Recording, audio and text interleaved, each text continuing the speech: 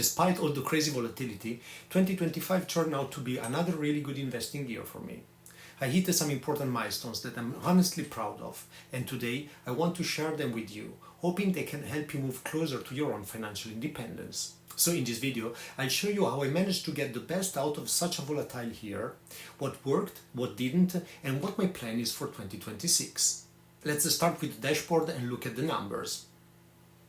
If you have been following the channel, you already know about my challenge. Save and invest 100,000 as fast as possible and document everything, wins, mistakes and lessons learned. I started at the beginning of 2024 and so far I've been investing about 1,500 euro per month on average. Up to now, I have invested 38,000 euro and the portfolio is up 21%. My strategy is super simple, 90% in an ETF tracking the S&P 500, 10% in a gold ETF.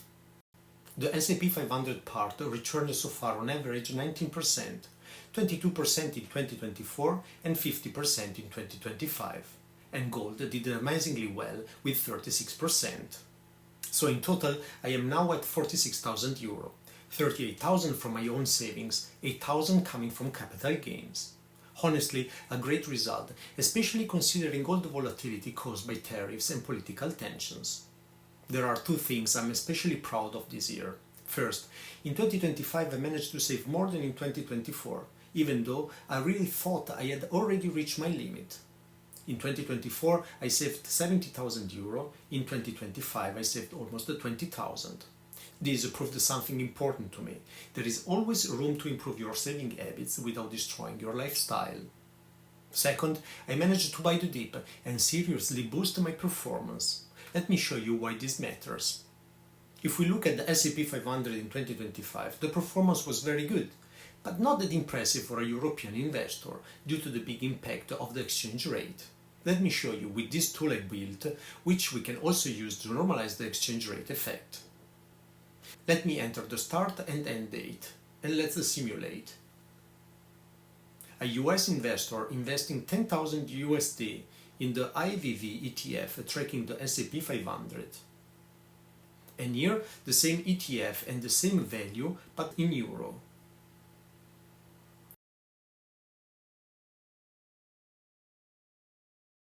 For a US investor, this ETF returned in 2025 18% excluding the dividends.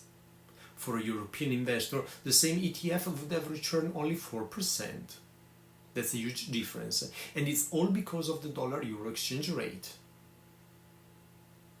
So now the big question, how did I make 50% on an ETF that officially returned only 5% in Europe?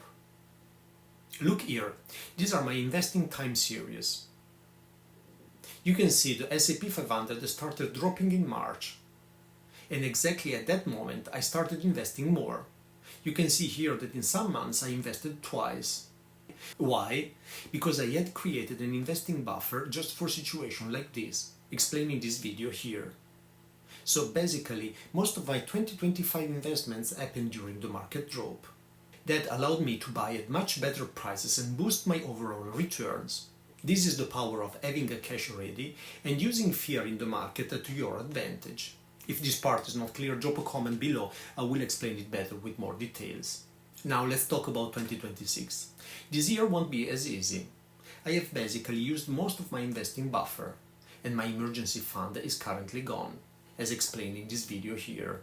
So for the next months, I will reduce my investing, rebuild my emergency fund and rebuild my cash buffer.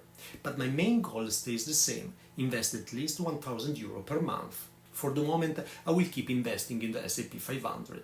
But the 2025 revealed a big weakness. For European investors, US markets are not always the best option.